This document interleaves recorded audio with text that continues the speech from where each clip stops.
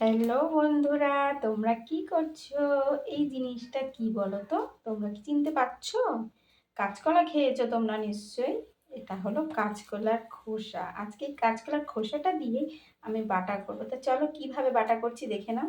কাঁচকলার খোসাগুলোকে আমি দেখো সিদ্ধ করে নিয়েছি। কড়াইতে সর্ষের তেল দিয়ে নিয়েছি, ফোড়ন দেবো, কালো জিরা, শুকনো লঙ্কা, তার সঙ্গে দিয়ে দিলাম কয়েকটা, আর তার সঙ্গে দিলাম, এর মধ্যে দিয়ে দিয়েছি স্বাদ মতো নুন, আর দিয়েছি নুন হলুদ মাখিয়ে রাখা, নুন হলুদ মাখিয়ে রাখা চিংড়ি মাছ, আর দিয়ে দিলাম কয়েকটা কাঁচা লঙ্কা। বেশ ঝাল হবে। এটাকে ভালো করে ভেজে তার মধ্যে কাঁচকলার খোসাটাকে দিয়ে দিলাম।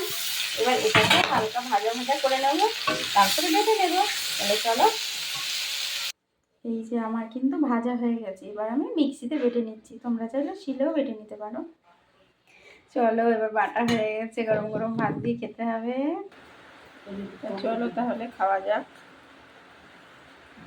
কাঁচকলার খোসা বাটা দিয়ে কিন্তু এক থালা ভাত খাওয়া হয়ে যায়। কি বন্ধুরা, তোমাদের কেমন লাগে অবশ্যই একটা লাইক কমেন্ট করে জানাও।